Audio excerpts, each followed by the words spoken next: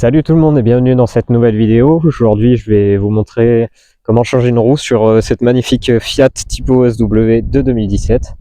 Donc ma nouvelle compagne pour les road trips, y compris le road trip en Italie qui est déjà prévu, mais qui n'a pas de date pour l'instant. Voilà, donc je vous en ferai une présentation dans une autre vidéo certainement de cette très bonne voiture. Alors, deux petites infos pour commencer. Il est interdit de changer une roue sur l'autoroute, même sur la bande d'arrêt d'urgence, question de sécurité. Et il est très fortement déconseillé, en tout cas très risqué, de changer une roue sur un terrain en pente et sur un terrain qui est pas stable. Vous comprendrez pourquoi, parce que évidemment le véhicule peut tomber du cric et s'abîmer très fortement. Donc pour commencer, je vais vous présenter les outils nécessaires à cette opération. Alors tout d'abord, on a un gilet fluo pour le côté sécurité, y compris de jour, pas forcément de nuit, hein. Des fois on a un temps un peu capricieux, donc c'est utile de l'avoir. Et un triangle de signalisation d'accident, voilà, qu'on vient placer à 30 ou 50 mètres. Alors petite nuance néanmoins pour ce triangle là, pour les habitants d'Espagne et puis pour les touristes qui vont aller en Espagne tout simplement, il est obligatoire d'avoir un gyrophare orange en remplacement de ce triangle qui est considéré comme un facteur de suraccident, puisqu'on doit se déplacer de la zone pour le mettre à une cinquantaine de mètres. Ensuite, très important, une cale. Alors moi j'ai cette magnifique cale en bois, merci papa, qu'on viendra placer à la roue opposée à celle qu'on va lever. Voilà, donc je vous expliquerai ça au moment du démontage. Ensuite, évidemment, un cric. Alors moi j'ai un cric qui se constitue comme ça, un seul pied qui vient se déplier pour lever la voiture. Je ne suis pas trop en confiance avec celui-là, je préfère l'ancien cric que j'avais, donc un cric losange qu'on appelle, qui me semble un peu plus solide, un peu plus sécurisé. Voilà, mais bon, celui-là fait très bien l'affaire. Et pour finir, une clé que vous avez dans le compartiment roue de secours ou galette pour les véhicules qui le prévoient, ou alors une clé dynamométrique comme celle-ci. Voilà, je préfère la clé dynamométrique, pardon, puisqu'elle a des réglages dessus qui viennent nous aider à bien forcer justement sur les boulons pour serrer la roue, mais pas trop pour pas les casser. Voilà, donc la clé va émettre un double claquement lorsque la force sera assez mise sur la roue, donc pour pas péter le boulon, et lorsque la roue sera donc bien serrée. Voilà, donc on va passer à l'étape levage, donc mise en sécurité du véhicule avec la cale et puis levage sur le cric. Voilà, donc j'ai enlevé l'enjoliveur ici, qui me donne accès au boulon, et j'ai mis la cale à l'avant droit, puisque c'est la roue arrière gauche qu'on lève. Donc j'ai mis la cale à l'opposé, voilà, pour sécuriser le véhicule. Donc vous voyez que j'ai 5 boulons. Alors peut-être que vous les voyez pas parce qu'ils sont un peu crades, mais voilà, j'ai 5 boulons. Certaines voitures en possèdent que 4 sur les roues. Néanmoins, ça va être le même processus. Alors pour le montage et le démontage, je conseille généralement, en tout cas pour remonter la roue c'est obligatoire, de dévisser et revisser en étoile ou en croix. En étoile pour 5 boulons, en croix pour 4 boulons. Voilà, je vous mets des images ici, comment ça se présente. De toute façon, il n'y a rien de plus simple. Alors on va venir prendre la clé dynamométrique avec une rallonge et un embout de 17 mm. Alors 17 mm c'est pas une norme, néanmoins c'est ce qui vient le plus souvent sur les boulons des roues. Alors on vient placer sa clé sur un boulon, ma clé dynamométrique en mode dévissage, et on vient tout simplement commencer à desserrer les premiers boulons. Voilà, celui-là commence à tourner, c'est nickel. Alors petite précision que j'ai oublié de vous dire, évidemment il faut le frein à main, question de sécurité. Voilà, donc premier boulon. Ensuite on va suivre le mode étoile, donc on va partir juste en face. Hop. Voilà, ça commence à tourner, c'est pas mal. Ensuite juste en face.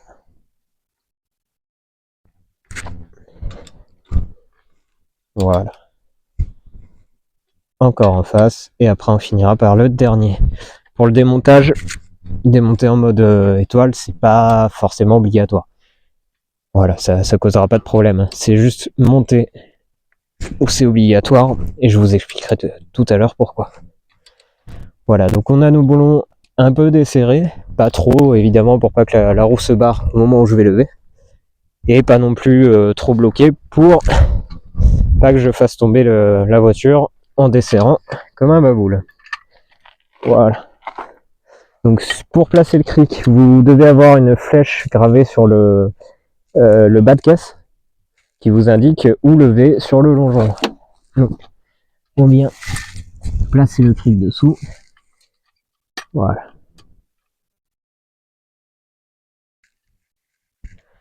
Alors je précise aussi, tant qu'on y est, que tout le monde peut changer une roue. Vu mon gabarit, si moi je peux le faire, vous pouvez le faire. Voilà. Donc, on vient continuellement, on check là où ça lève pour pas toucher une mauvaise partie du châssis. Prendre vraiment que la partie qui nous intéresse, qui est prévue à cet effet. Voilà. Donc, moi, je suis dedans.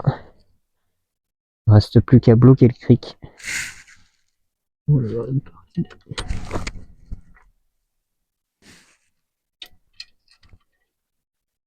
Voilà.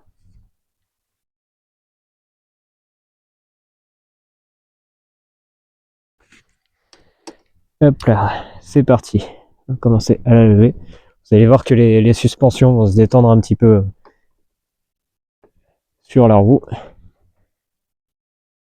Voilà, donc on n'hésite pas à secouer un peu le cric, voir s'il est bien bloqué. C'est important parce que s'il bouge, votre voiture risque de bouger aussi, évidemment. Et ça peut entraîner des dommages. Voilà, donc on soulève, pas forcément à 3 km de haut. Quand la roue touche plus le sol, c'est bon. Ah, il faut mettre un peu d'huile de coude. Voilà. Donc là, j'ai ma roue qui touche plus le sol, je vais la lever encore un petit peu. Voilà, donc là, on va reprendre notre clé dynamométrique et on va viser un boulon. Le premier. Voilà, vu que j'ai desserré tout à l'heure, il n'y a pas besoin d'en faire plus avec la clé. Là, c'est pareil. Là, c'est pareil. Ah, celui-là, il était encore un peu serré. Ah. Et voilà, on va pouvoir ensuite préparer la roue de secours ou la galette. Alors, il y a une différence entre roue de secours et galette. Je vous affiche deux images ici. Donc, celle du haut, c'est la roue de secours. Et celle du bas, c'est la galette. Alors, la roue de secours, en général, est exactement pareille qu'une roue normale. Et doit avoir les mêmes propriétés. C'est-à-dire même pression.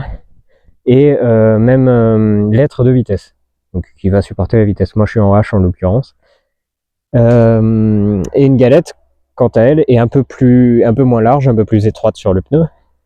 Et ne supporte pas des hautes vitesses. Donc vous pourrez rouler qu'à 50 km/h avec. Voilà. Moi, en l'occurrence, pour la vidéo, j'ai décidé de garder ma roue normale pour vous faire voir le procédé comme ça. Parce que j'avais pas envie de m'embêter à décharger la roue de secours. Néanmoins, c'est totalement pareil parce que j'ai une roue de secours. Donc elle est pareille que la roue normale.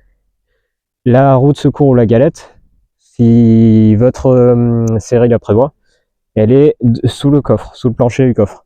Alors en général, les marques décident de mettre des galettes dans les voitures, puisque ça coûte moins cher, voire même de ne pas en mettre du tout. Mais voilà, c'est ce qui s'est passé sur cette voiture-là, il y avait une galette de série, et pas une roue de secours. Donc, le cric est toujours là, toujours bon. On va venir maintenant desserrer tous les boulons, un à un.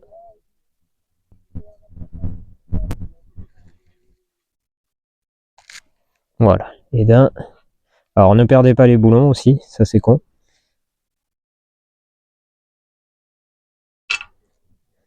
Deux.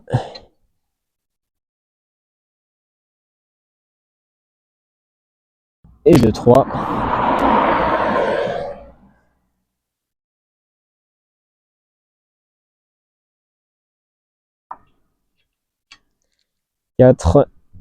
Ouf, j'ai encore besoin d'un petit coup de clé. Je vais prendre que la rallonge. Et 5. Alors vous voyez que la roue commence à se désolidariser du moyeu. Ce qui est une bonne chose. Des fois, elle se désolidarise, je vais y arriver, pas du tout du moyeu, à cause de rouille, à cause du fait qu'on l'enlève pas souvent. Dans ces cas-là, il faut juste tirer, peut-être tapoter un petit peu entre la roue et le moyeu pour faire tomber la rouille, pour péter cette liaison entre les deux. Donc là, on vient juste prendre la roue. Alors, elle n'est pas totalement désolidarisée. On va tirer un peu.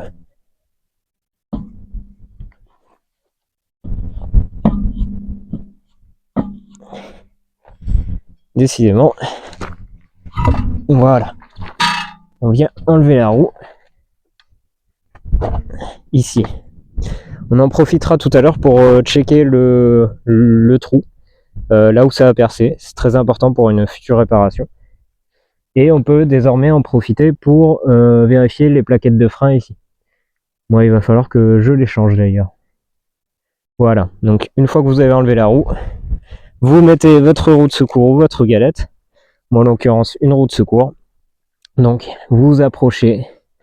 Je vais changer l'angle de la caméra pour que vous y voyez mieux. Voilà. Donc, vous vous approchez en face du disque de frein, en face du moyeu, avec votre roue. Et là, petite particularité sur la mienne, j'ai des trous entre les trous d'écrou pour placer un guide. Donc il faut en plus que j'aligne le guide avec le trou, exprès pour m'embêter. Voilà. Donc on vient, ce que je déconseille de faire, c'est ce que je fais là, mettre un pied pour lever la roue et la mettre bien dans son axe, parce que si le cric pète, on va rester bloqué en dessous. Voilà. Donc là, elle est bien enfoncée. Les pas de vis, les trous sont bien en face des pas de vis et la roue est collée au moyeu. Donc on vient reprendre nos boulons tout en gardant enfoncée la roue pour pas qu'elle se décolle à un endroit, et on vient commencer à en visser. Voilà. Un là, un en face. Toujours respecter le procédé étoile pour visser, puisque ça empêchera la roue de se décoller du moyeu d'un côté ou de l'autre. Voilà, donc ça équilibrera un peu plus la roue. Voilà, toujours vérifier qu'elle est bien collée au moyeu.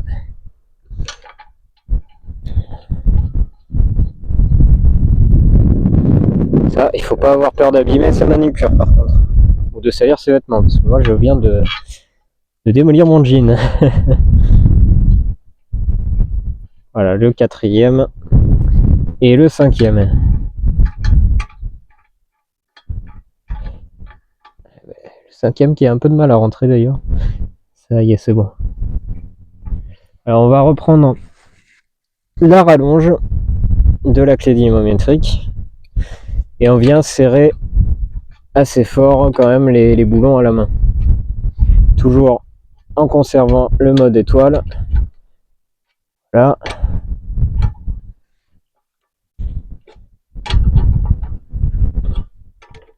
Et voilà. Maintenant, on est prêt à abaisser le cric. Voilà, donc dernière étape, comme je vous disais, on va abaisser le cric. Voilà, assez doucement, puisque pour que les suspensions puissent reprendre un peu leur place.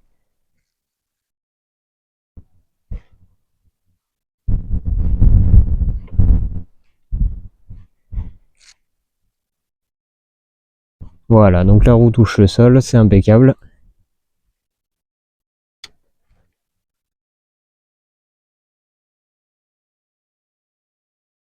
Voilà, donc la voiture est dans sa position d'origine. Au niveau des suspensions, en tout cas, on est bon. Voilà, on vient enlever le cric, ensuite de sous la voiture. Voilà, nickel. Pour le cric, c'est bon. On vient reprendre sa clé dynamométrique, sa clé normale. Et là, écoutez bien ce qui se passe. Je vais la placer en mode vissage, choper un boulon ici, et voilà, et visser. Et là, écoutez bien.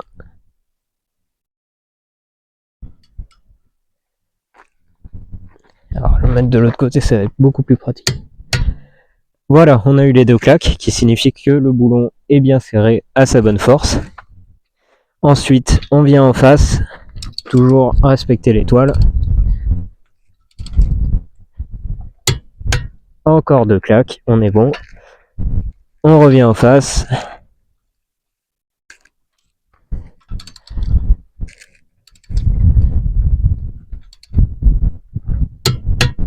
Encore deux claques, on est bon.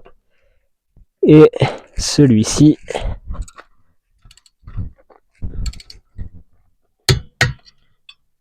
et voilà le dernier.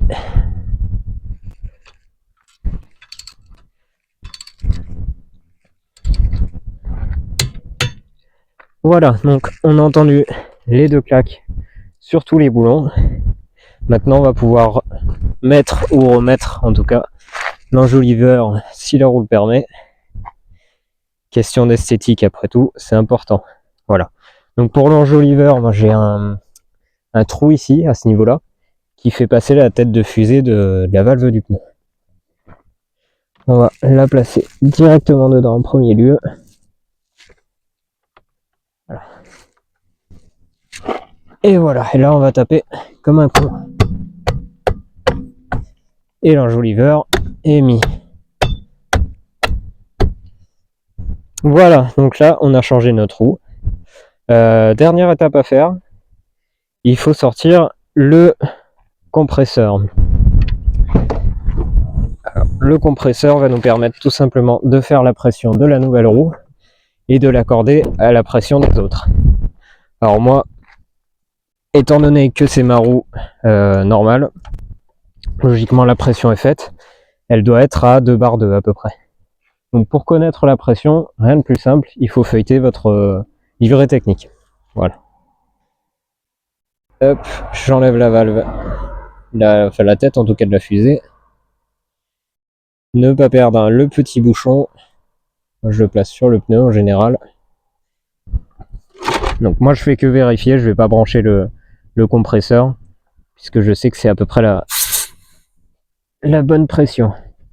Voilà, exactement, on est à 2 bar 3, c'est impeccable. Vous, il faut mettre du coup la roue à la bonne pression. Si c'est une roue de secours, la pression est indiquée sur votre manuel, votre technique. Et si c'est une galette, il faut regarder sur internet quelle serait la bonne pression suivant le type de véhicule, le chargement, le poids et tout ça. Donc là, on peut remballer le matos. Hop, le compresseur ici. On va nettoyer la scène de crime. Alors toujours, comme je vous ai dit tout à l'heure aussi, chercher là où le pneu a percé. Puisqu'en général, une réparation coûte une trentaine d'euros en garage. Ou alors, si vous le faites chez vous, il y a juste à mettre pour le bruit, une rustine dessus. Une mèche, je veux dire. Une rustine, c'est ça un peu con.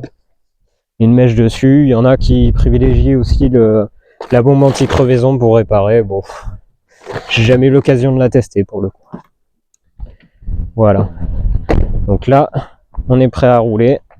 Il manque plus qu'à enlever la cale et puis on est bon. Merci à tous d'avoir suivi cette vidéo et puis je vous dis à la prochaine pour une autre vidéo sur ma chaîne. Alors vous attendez pas à une vidéo la semaine prochaine.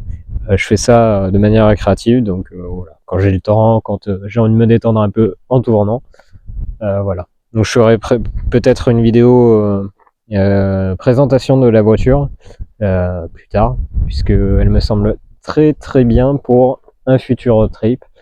et donc le futur road trip en Italie que j'annoncerai certainement dans cette vidéo en question. Voilà, merci à tous, portez-vous bien.